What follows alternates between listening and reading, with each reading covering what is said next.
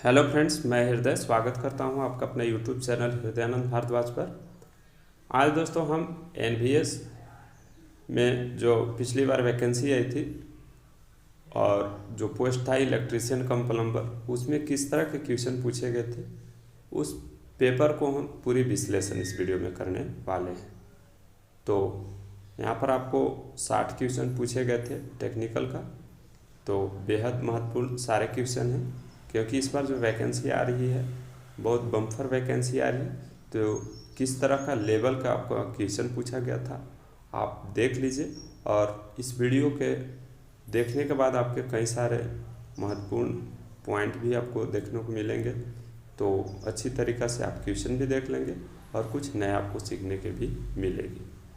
तो आइए बिना देर के वीडियो को शुरू कर ही लेते हैं। और मेरे चैनल पर पहली बार विजिट कर रहे होंगे तो इसी प्रकार का वीडियो प्राप्त करने के लिए हमारे चैनल से जुड़े, चैनल को सब्सक्राइब करके रखें, ताकि जब भी मैं कोई अपडेट दूं आप तक सीधे पहुंच जाए। ठीक है, तो जैसा कि देख पा रहे हैं हम इसके ऑफिशियल पेपर को डाउनलोड किए हैं। ठीक है, और इस क्वेश्चन को हम अपने टेलीग्राम पर भी प्रोवाइड कर देंगे। ठीक है, तो इस क्वेश्चन को अगर आप डाउनलोड करना चाहते हैं तो इसी वीडियो का डिस्क्रिप्शन बॉक्स में लिंक दिया हुआ है टेलीग्राम ग्रुप का। आप ज्वाइन नहीं किए हैं तो वहाँ पर ज्वाइन कर लीजिए। सारे अपडेट पीडीएफ वहीं पर आपको प्रोवाइड किए जाते हैं। और यहाँ पर जैसा कि देख पा रहे हैं टेस्ट का जो डेट जो एग्ज़ाम हुआ था 8/3/2022 को हुआ था। तो आइए देखते हैं ओनली टेक क्वेश्चन को हम सॉल्व कराएंगे, यानी ट्रेड थ्योरी से जितने क्वेश्चन पूछे गए थे उसको सॉल्व कराएंगे। इसका 2 पार्ट होगी। पार्ट 1 में 30 क्वेश्चन होंगे, पार्ट 2 में 30 से 60 तक होंगे। ठीक है, तो आइए देख लेते हैं अब क्वेश्चन नंबर 1। क्वेश्चन नंबर 1 में पूछा गया है अमेरिकन वायर गेज में तार का व्यास किस में दर्शाया जाता है। ठीक है, तो जैसा कि देख पा रहे हैं इसका राइट आंसर डी हो जाएगा। अमेरिकन वायर गेज यानी कि AWG का जो व्यास जो हम लेते हैं तार का मील में लेते हैं। ठीक है, इसी प्रकार SWG होता है जिसको हम स्टैंडर्ड वायर गेज कहते हैं। इसका जो व्यास हम लेते हैं तार का इसमें SWG में वो mm में होता है। ठीक है, AWG का मील में होता है और SWG का mm में होता है। तो ये दोनों महत्वपूर्ण तार का व्यास मापने के लिए एक टूल है। ठीक है, तो इसे आप ध्यान में रखिएगा। तो आइए नेक्स्ट क्वेश्चन देख लेते हैं 2, जो कि बेहद महत्वपूर्ण है। यहाँ पर क्वेश्चन नंबर 2 में पूछा गया है डीसी मोटर में आर्मेचर रिएक्शन के कारण मोटर की गति ... होती है और बल गुण ... होती है। तो हम जानते हैं कि जो डीसी मोटर होती है उसमें आर्मेचर रिएक्शन के कारण फ्लक्स का मान घटती है। तो यहाँ पर डीसी जो मोटर होती है उसकी स्पीड जो है फ्लक्स के व्युत्क्रमानुपाती होता है। ठीक है, तो यदि फ्लक्स का मान घटेगा तो उसका स्पीड जो है वृद्धि होगी। ठीक है, इसी प्रकार बल आघूर्ण टॉर्क जो होता है इसके समानुपाती होता है। तो अगर फ्लक्स का मान घटेगा तो टॉर्क का मान भी घटेगा। तो राइट ऑप्शन है यहाँ पर हम ए के साथ चूज करेंगे। दूसरा का राइट ऑप्शन ए के साथ चला गया। ठीक है, तो आइए नेक्स्ट क्वेश्चन देख लेते हैं 3, जो कि बेहद महत्वपूर्ण है। क्वेश्चन नंबर 3 में पूछा गया है किसी 6 पोल 50 हर्ट्ज का 3 फेज इंडक्शन मोटर की सरपन गति जो है 40 RPM दिया हुआ है, तो प्रतिशत स्लिप का गणना करना है। तो बेहद महत्वपूर्ण क्वेश्चन है। यहाँ पर आपको F का मान भी दिया हुआ है, P का मान, पोल के मान भी दिया हुआ है, और यहाँ पर आपसे स्लिप स्पीड भी आपको दिया हुआ है। तो आपको केवल सिंक्रोनस स्पीड निकाल करके और आसानी से इसे प्रतिशत स्लिप निकाल सकते हैं। तो पहले सिंक्रोनस स्पीड निकाल लेते हैं। तो NS = फार्मूला क्या होता है, यहाँ 120 × F होता है। ठीक है, बटा पोल की संख्या। पोल की संख्या यहाँ पर मान लीजिए 6 है तो 6 रख देते हैं, और F का मान 50 हर्ट्ज है तो यहाँ 50 हर्ट्ज रख देते हैं। 6 दूना के 12 काट देते हैं, तो 20 गुने यहाँ पर 50 कीजिएगा तो 1000 RPM आ जाएगा। क्या चीज़ आया, सिंक्रोनस स्पीड आया, और जबकि हमारा पहले से दिया हुआ है स्लिप स्पीड। अब इस दोनों का जब मान आ गया तो आसानी से हम प्रतिशत स्लिप निकाल सकते हैं। तो प्रतिशत स्लिप = फार्मूला हो जाएगा यहाँ पर स्लिप स्पीड 40 दिया हुआ है बटा, और सिंक्रोनस स्पीड कितना आया 1000 RPM गुने 100 से मल्टीप्लाई करते हैं प्रतिशत स्लिप निकालने के लिए। ठीक है, तो 1 0 से 1 0, 1 0 से 1 0 कैंसिल, 1 0 से 1 0, यानी कि 4% slip speed. Right option B के साथ चला गया। बेहतरीन तरीक़ा से आप उम्मीद करता हूँ कि सभी क्वेश्चन को समझ पा रहे होंगे। आइए नेक्स्ट देख लेते हैं अब क्वेश्चन नंबर 4।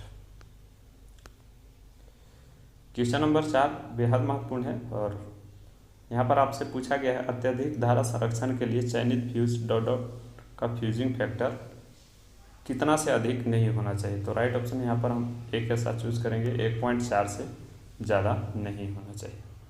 तो राइट ऑप्शन यहाँ पर हम चौथा का एक के साथ चूज किया। आइए नेक्स्ट अब देख लेते हैं क्वेश्चन नंबर 5। क्वेश्चन नंबर 5 में पूछा गया है किसी कुंडली का प्रेरकत्व का मान ज्ञात कीजिए। ठीक है, यदि उसका F = 40 हर्ट्ज दिया हुआ है और ओमिक का प्रतिघात जो है 628 ओम दिया हुआ है, यानी कि एक्सेल का मान आपको दिया हुआ है 628 और F का मान 40 हर्ट्ज दिया हुआ है। यहाँ पर 40 किलो हर्ट्ज है या 40 हर्ट्ज, आप कैलकुलेशन करके आप ऑप्शन को मिला लीजिएगा। तो एक्सेल बराबर 2πfl होता है। ठीक है, यहाँ पर हम मान रख देते हैं डायरेक्ट। एक्सेल का मान दिया हुआ है 628, 2 पाई का मान हम 3.14 लेते हैं और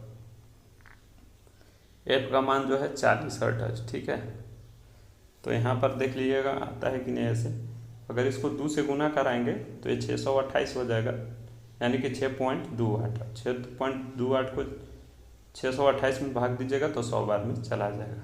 अब ये 100 का भाग दे दीजिएगा 40 में, तो ये 2.5 आ जाएगा एल का वैल्यू। ठीक है, तो आप इसे कैलकुलेशन करके देख लीजिएगा।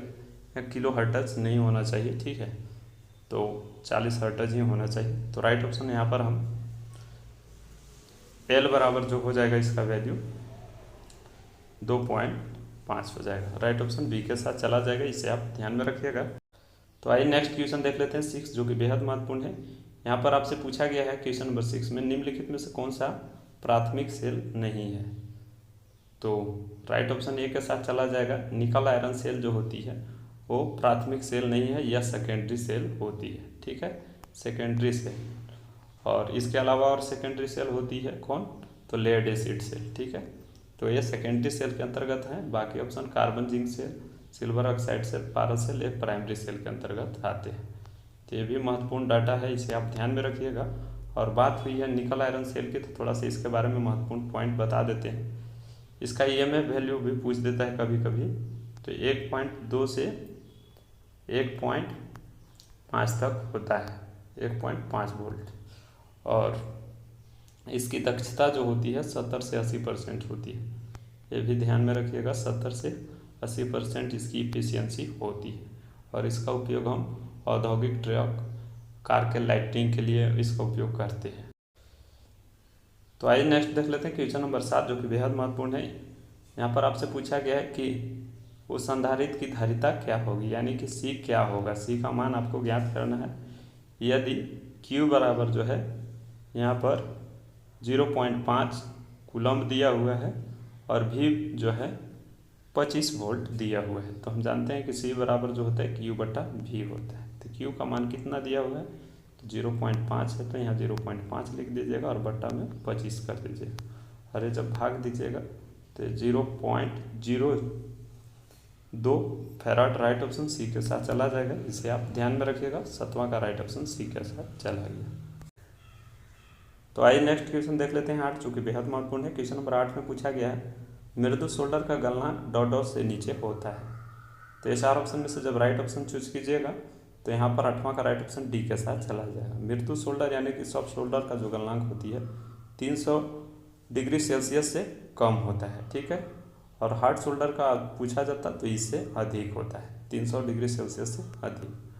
बात करते हैं थोड़ा सा मृदु सोल्डर के बारे में, यानी कि सॉफ्ट सोल्डर। तो इसका प्रयोग हम वहाँ पर करते हैं जहाँ हल्की वस्तु को हमको टाका लगाना होता है, जैसे बिजली का तार वगैरह जोड़ना रहता है, तो वहाँ पर इसका हम प्रयोग करते हैं। जबकि कठोर सोल्डर का उपयोग हम दो पार्ट पुर्जों को जोड़ने के लिए या धात्विक चादर को जोड़ने के लिए उपयोग करते हैं। तो ये महत्वपूर्ण पॉइंट है, इसके ध्यान में रखिएगा। 8वां का राइट ऑप्शन डी के साथ चला गया। तो आइए नेक्स्ट देख लेते हैं क्वेश्चन नंबर 9, जो कि बेहद महत्वपूर्ण है। क्वेश्चन नंबर 9 में पूछा गया है, दर्पण तुला की सहायता से मापक यंत्र में किस त्रुटि को दूर किया जाता है।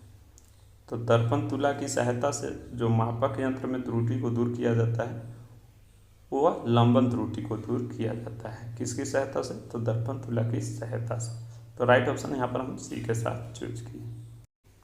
तो आइए नेक्स्ट देख लेते हैं क्वेश्चन नंबर 10, जो कि बेहद महत्वपूर्ण है। यहाँ पर पूछा गया है क्वेश्चन नंबर 10 में, निम्न में से किस डिवाइस के विश्लेषण में 2 प्रति समानांतर ACR का संयोजन करके उसे प्राप्त किया जा सकता है। तो राइट ऑप्शन यहाँ पर सी के साथ चला जाएगा। ट्रायक का हम प्राप्त कर सकते हैं किसका समानांतर संयोजन से? तो ACR को जब हम 2 समानांतर संयोजन करेंगे तो ट्रायक डिवाइस प्राप्त किया जा सकता है, ट्रायक डिवाइस बनाने के लिए। ठीक है, बात हुई है ट्रायक की, तो थोड़ा सा इसका फुल फॉर्म आपको बता देते हैं। ट्रायक का फुल फॉर्म जो होता है ट्रायड फॉर अल्टरनेटिंग करंट होता है। ठीक है, इसमें टर्मिनल की बात करें तो 3 टर्मिनल होती है, ये भी आप ध्यान में रखिएगा। इसके अलावा ACR का full form silicon control rectifier होता है। डाया का full form diode for alternating current होता है। UJT का full form unijunction transistor होता है। IGBT का इंसुलेटेड गेट बाइपोलर ट्रांजिस्टर होता है। तो ये सब महत्वपूर्ण पॉइंट हैं और इसका सिंबल भी आप ध्यान में रखिएगा, क्योंकि पूछ दिया जाता है कि इसका सिंबल किस तरह से होता है। ठीक है, तो आइए नेक्स्ट देख लेते हैं क्वेश्चन नंबर 11, जो कि बेहद महत्वपूर्ण है। यहाँ पर पूछा गया है 11 में, रीड रिले की स्थिति में संस्पर्श प्रतिरोध का न्यूनतम रखने के लिए कॉन्टैक्ट पॉइंट किसके बने होते हैं। तो अधिकतर तो यहाँ पर होता है, जो कॉन्टैक्ट पॉइंट बनाने के लिए यूज किया जाता है, चांदी का प्रयोग किया जाता है। लेकिन यहाँ पर कार्बन दिया है, इसके वजह से यहाँ पर हम इसे चूज नहीं करेंगे। राइट ऑप्शन ए के साथ चूज करेंगे। सोना और रोडियम का उपयोग किया जाता है कॉन्टैक्ट पॉइंट बनाने के लिए। ठीक है, तो राइट ऑप्शन यहाँ पर हम 11 का ए के साथ चूज करेंगे। ठीक है, तो आइए नेक्स्ट क्वेश्चन देख लेते हैं 12, जो कि बेहद महत्वपूर्ण है। और यहाँ से एक क्वेश्चन आप किसी भी कंपटीशन एग्जाम की तैयारी कर रहे हैं तो ज़रूर पूछ लिया जाता है। तो ये चारों कंडीशन को आपको हम बता देंगे। ठीक है, यहाँ पर आपसे पूछा गया है, अर्ध अप्रत्यक्ष प्रकाश की स्थिति में अधोमुखी दिशा में निर्गत प्रकाश की मात्रा होती है। ठीक है, तो इसका राइट ऑप्शन जो है बी के साथ चला जाएगा, यानी कि सेमी इनडायरेक्ट लाइट में। और ये जो है डायरेक्ट लाइट में 90 से 100% तक होती है, और सेमी में 10 से 40 हो गया। और यहाँ पर जो तीसरा ऑप्शन है 0 से 10%, यह इनडायरेक्ट लाइट में होता है। इनडायरेक्ट में 0 से 10% और सेमी डायरेक्ट का जो है 60 से 90 होता है। तो सेमी डायरेक्ट हो गया ये, और यहाँ पर इनडायरेक्ट हो गया ये सब डाटा आप याद रखिएगा, चारों डाटा को। और ये जो डायरेक्ट का हो गया, और ये तो क्वेश्चन में ही पूछा गया है। तो ये चारों बेहद महत्वपूर्ण है, आप इसे ध्यान में रखिएगा। यहाँ पर हम 12 का राइट ऑप्शन बी के साथ चूज किए। तो आइए नेक्स्ट क्वेश्चन देख लेते हैं अब क्वेश्चन नंबर 13, जो कि बेहद महत्वपूर्ण है। क्वेश्चन नंबर 13 में पूछा गया है, लेड एसिड सेल में डॉट डॉट का पेस्ट का उपयोग फॉर प्लेटे के सक्रिय पदार्थ के रूप में किया जाता है। ठीक है, तो ये 4 ऑप्शन में से जब राइट ऑप्शन चूज कीजिएगा तो यहाँ पर लेड परऑक्साइड का उपयोग किया जाता है।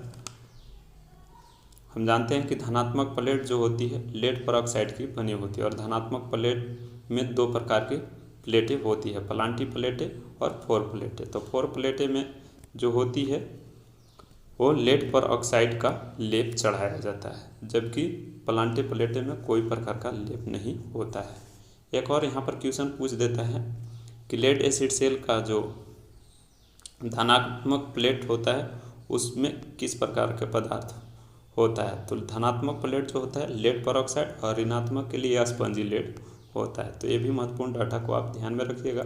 स्पंजी लेड जो होता है वह ऋणात्मक प्लेट से बनी होती है और लेड पेरोक्साइड जो होती है धनात्मक प्लेट होती है।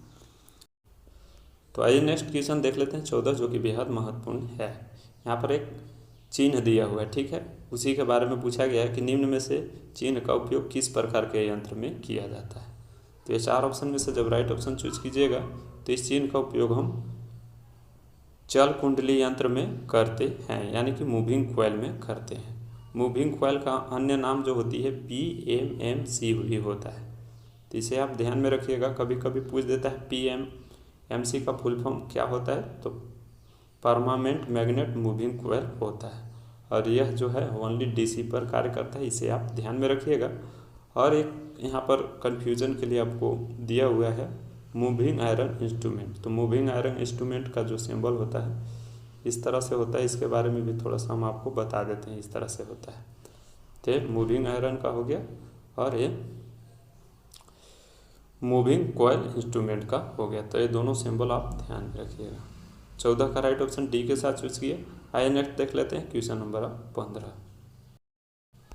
क्वेश्चन नंबर 15 बेहद महत्वपूर्ण है और बेहद यह भी क्वेश्चन आसान है। यहाँ पर आपसे पूछा गया है मानव शरीर के लिए कानों के बीच का आंतरिक प्रतिरोध कितना होता है।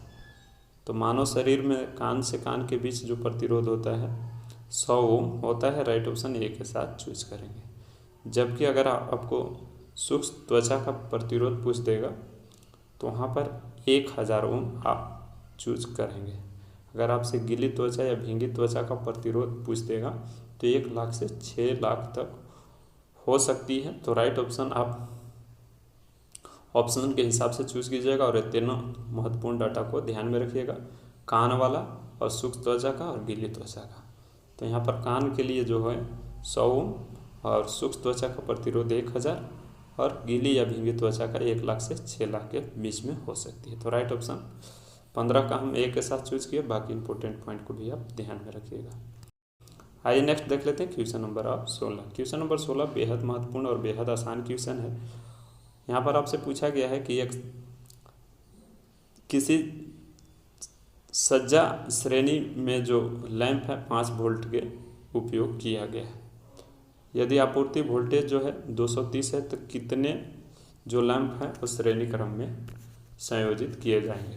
तो हम जानते हैं कि टोटल लैंप बराबर, यहाँ पर टोटल आपूर्ति वोल्टेज बराबर एक लैंप से भाग दे देंगे तो पता चल जाएगा कि कितना जो लैंप है हम श्रेणी क्रम में लगा सकते हैं। तो टोटल यहाँ पर हम भाग दे देंगे 230 भागे 5। 5 से जब 230 में भाग दीजिएगा तो 46 आएगा, यानी कि 46 लैंप को हम श्रेणी क्रम में जोड़ सकते हैं। तो राइट ऑप्शन यहाँ पर हम सी के साथ चूज करेंगे। बेहद आसान क्वेश्चन है, इसे आप ध्यान में रखिएगा। आइए नेक्स्ट देख लेते हैं क्वेश्चन नंबर 17, जो कि बेहद महत्वपूर्ण है। और यहाँ पर आपसे पूछा गया है क्वेश्चन नंबर 17 में स्क्यूरल केज रोटर के संबंध में निम्न में से कौन सा कथन गलत है। गलत कथन कौन सा है, तो राइट ऑप्शन ए के साथ चूज करेंगे। रोटर का प्रतिरोध जो है बहुत अधिक होता है, ये कथन गलत है। बाकी सारे जो ऑप्शन है ये स्क्यूरल केज रोटर के संबंध में सभी ये कथन सही है। तो ये भी आप ऑप्शन को ध्यान में रखिएगा कि स्क्यूरल केज का रोटर जो होता है उसमें हम ब्राह रेजिस्टेंस को शामिल नहीं कर सकते हैं। स्लिप रिंग और ब्रश में असेंबली की आवश्यकता नहीं होती है और एंड रिंग की मदद से रोटर चालों का स्थायी रूप से शॉर्ट सर्किट किया जाता है। तो ये महत्वपूर्ण डाटा है, ये आपको ध्यान में रखना है, ठीक है। लेकिन राइट ऑप्शन यहाँ पर नहीं है, इसलिए पूछा है, इसलिए यहाँ पर हम 17 का राइट ऑप्शन ए के साथ चूज किया। तो आइए नेक्स्ट क्वेश्चन देख लेते हैं 18, जो कि बेहद महत्वपूर्ण है। क्वेश्चन नंबर 18 में पूछा गया है निम्न में से कौन सा यूनिवर्सल मोटर की विशेषता नहीं है। विशेषता नहीं है वो यहाँ पर फिर से आपको पूछा गया है, ध्यान में रखिएगा। नहीं वाला थोड़ा सा आपको चूज करने में कन्फ्यूज़न नहीं होना चाहिए। तो हम जानते हैं कि यूनिवर्सल मोटर की जो गति होती है ऊंच होती है, वजन में भी हल्का होती है, इसकी आकार जो होती है एक संबंध आकार में भी होती है, लेकिन जो इसका निम्न स्टार्टिंग टॉर्क बल आघूर्ण जो होती है यह विशेषता नहीं है। इसका जो स्टार्टिंग बल आघूर्ण होती है ऊंच होती है। तो राइट ऑप्शन यहाँ पर नहीं पूछा, इसलिए यहाँ पर सी के साथ चूज करें, ठीक है। तो आइए नेक्स्ट देख लेते हैं क्वेश्चन नंबर 19, जो कि बेहद महत्वपूर्ण है। यहाँ पर एक अल्टरनेटर दिया हुआ है उसका पोल जो है 4 पोल है और मैकेनिकल डिग्री जो है 30 है। तो कितना इलेक्ट्रिकल डिग्री के बराबर यह मैकेनिकल डिग्री होगा? तो हम जानते हैं इलेक्ट्रिकल डिग्री जो बराबर होता है, इलेक्ट्रिकल डिग्री बराबर P/2 mechanical degree. Mechanical degree का मान कितना है डायरेक्ट हम रख देते हैं, मैकेनिकल का है यहाँ पर 30 और P का मान कितना है यहाँ पर 4 पोल है तो इसको 4 कर देंगे। इसको 2 से काट दीजिए और 2 × 30 कर दीजिए, यहाँ पर 60 इलेक्ट्रिकल डिग्री के बराबर आ जाएगा। राइट ऑप्शन डी के साथ चला जाएगा। बेहद आसान क्वेश्चन है, इसे आप ध्यान में रखिएगा। तो आइए नेक्स्ट क्वेश्चन देख लेते हैं 20, जो कि बेहद महत्वपूर्ण है। यहाँ पर एक चित्र दिया हुआ है और 3 जो है प्रेकथ पैरेलल में जुड़े हुए हैं, अलग अलग मान के हैं और इसका मान जो है कितना होगा ये आपसे पूछा गया है। तो आप डायरेक्ट यहाँ पर राइट ऑप्शन डी के साथ चूज कर सकते हैं 1.25, क्योंकि हम जानते हैं कि पैरेलल में जो मान होता है सबसे कम वैल्यू से भी कम होता है, यानी कि सबसे छोटा वैल्यू कौन है 2 है और सबसे छोटा ऑप्शन 2 के बाद जो है एक ही है 1.25, बाकी सब 2 से अधिक है। ठीक है, तो राइट ऑप्शन हम यहाँ पर डायरेक्ट डी चूज कर लेंगे। हालांकि हम जानते हैं कि रेजिस्टेंस और इंडक्टेंस दोनों सीरीज और समानांतर में जो इनकी फार्मूला होती है सेम होती है। तो पैरेलल में हम इसका फार्मूला जो होगा लिख देते हैं 1/LT बराबर 1/L1 plus 1/L2 plus 1/L3। ये वाला फार्मूला पर भी आप मान चाहे तो रख करके आप पुट करके देख सकते हैं, हालांकि इतना ही आएगा। ठीक है, आइए नेक्स्ट देख लेते हैं क्वेश्चन नंबर 21। क्वेश्चन नंबर 21 बेहद महत्वपूर्ण है। यहाँ पर एक सैम्बल दिया हुआ है और पूछा गया इस डिवाइस का क्या नाम है। तो अभी हम आपको ऊपर में बताए थे ट्रैक जो होती है 2 ACR से मिलकर बनी होती है पैरेलल कनेक्शन के साथ। तो यहाँ पर से एक ए हो गया, एक ए हो गया, तो 2 पैरेलल कनेक्शन को हम ट्रैक कहते हैं। ठीक है, तो राइट ऑप्शन सी के साथ चूज किए। बाकी UJT, डायक और ACR ये तीनों का भी आप डायग्राम ध्यान में रखिएगा, पूछ देता है। तो राइट ऑप्शन हम 21 का सी के साथ चूज किए। आइए नेक्स्ट देख लेते हैं क्वेश्चन नंबर 22। क्वेश्चन नंबर 22 बेहद महत्वपूर्ण है और बेहद आसान क्वेश्चन है। यहाँ पर आपसे पूछा गया निम्न में से कौन सा विद्युत धारा का ऊष्मीय प्रभाव का उदाहरण है। तो विद्युत धारा का ऊष्मीय प्रभाव पर आधारित जो होती है विद्युत लैंप होती है। बाकी है बैटरी आवेशन, विद्युत लेपन, विद्युत धारा के रासायनिक प्रभाव पर आधारित होती हैं। तो राइट ऑप्शन यहाँ पर हम डी के साथ चूज करेंगे। ठीक है, आइए नेक्स्ट देख लेते हैं क्वेश्चन नंबर 23। क्वेश्चन नंबर 23 बेहद महत्वपूर्ण है। कभी इसकी पहली कक्ष में इलेक्ट्रॉन की संख्या पूछ देता है, तो कभी अंतिम कक्ष में वैलेंस इलेक्ट्रॉन की संख्या पूछ देता है। तो यहाँ पर जो कॉपर का परमाणु क्रमांक है वो 29 होता है, तो उसमें पहली कक्ष में इलेक्ट्रॉन की संख्या क्या होगी ये आपसे पूछा गया। तो हम जानते हैं कि इसका इलेक्ट्रॉनिक विन्यास जो होती है KLMN। ठीक है, तो के कक्ष में 2, इसमें 8, इसमें 18 और लास्ट वाला कक्ष में 1 होता है। 8 और 2 10, 10 और 18 28 और 1 29 हो गया। पहली कक्ष में कितना है इलेक्ट्रॉन? अधिकतम 2 हो सकती है। सेकेंड कक्ष में पूछेगा तो 8, थर्ड कक्ष में अगर अधिकतम पूछेगा तो 18 और इसी प्रकार से आपको चलते जाएगा। जो भी कक्ष में लिखना होगा आपको पूछेगा उसका आप ये वाला फार्मूला यूज़ कर सकते हैं 2n²।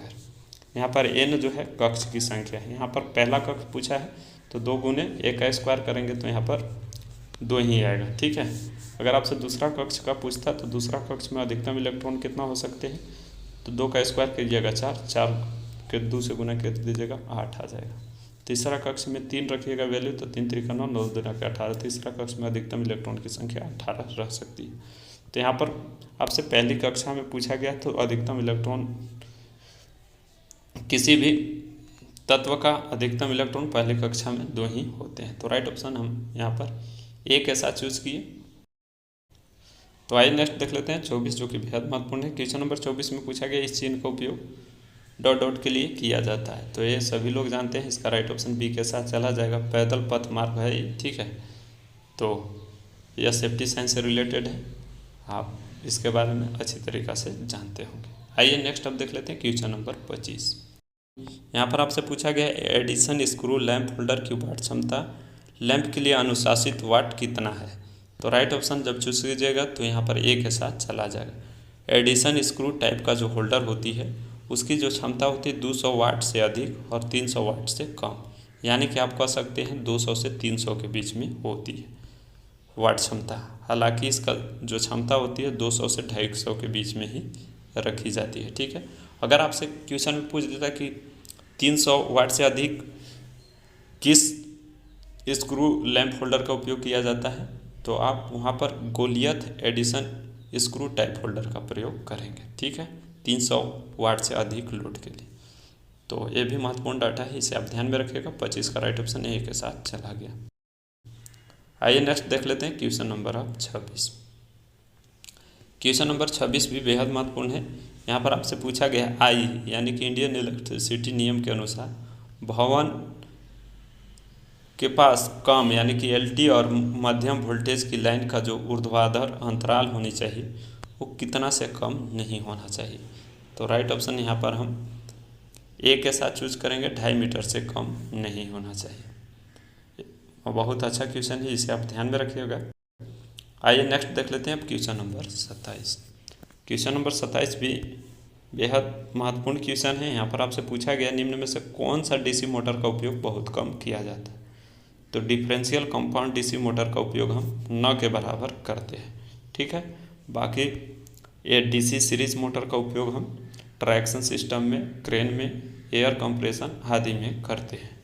और जबकि डीसी शंट मोटर का अगर आपसे पूछा जाएगा तो लेथ मशीन, सेंट्रीफ्यूगल पंप और ब्लोअर्स कह सकते हैं, कन्वेयर कह सकते हैं, वहाँ पर इसका उपयोग किया जाता है।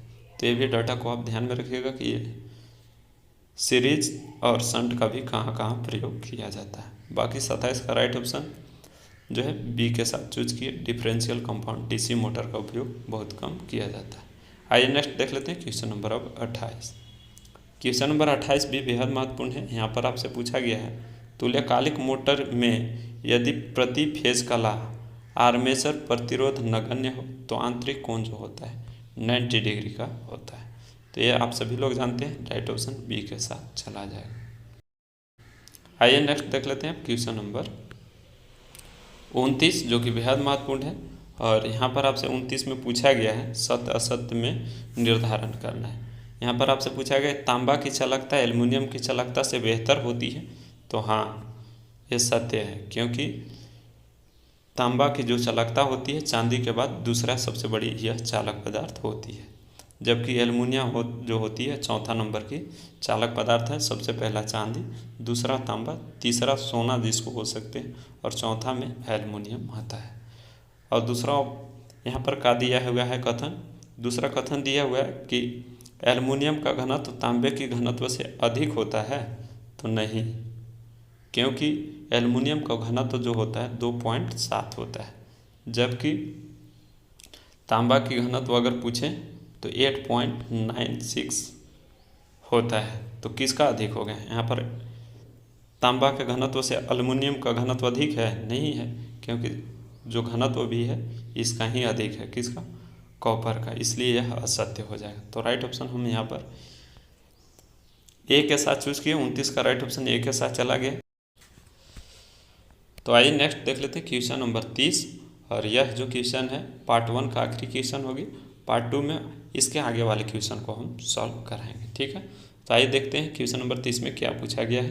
क्वेश्चन नंबर 30 में पूछा गया है नियॉन साइन लैंप में जो है ट्यूबों में नियॉन का दाब कितना होता है। तो राइट ऑप्शन जब चूज कीजिएगा तो इसका राइट ऑप्शन बी के साथ चला है। 3 से 20 mm होता है इसका दाब। अगर इसकी कार्यकारी आयु अगर पूछ देगा तो 10,000 घंटा होती है। कभी कभी एग्जाम में पूछ देता है कि नियॉन साइन लैंप की कार्यकारी आयु कितना होता है, तो 10,000 घंटा। यह महत्वपूर्ण डाटा है, इसे आप ध्यान में रखिएगा। तो ये आज का वीडियो था पार्ट 1। इसका पार्ट 2 हम जल्द आप लोगों को प्रोवाइड करेंगे। वीडियो कैसा लगा आप वीडियो के बारे में ज़रूर बताइएगा, और वीडियो हेल्पफुल रहा होगा तो ज़रूर लाइक कर दीजिएगा। ठीक है, मिलते हैं फिर नेक्स्ट वीडियो में नई जानकारी के साथ। तब तक अपना ख्याल रखिए। जय हिंद।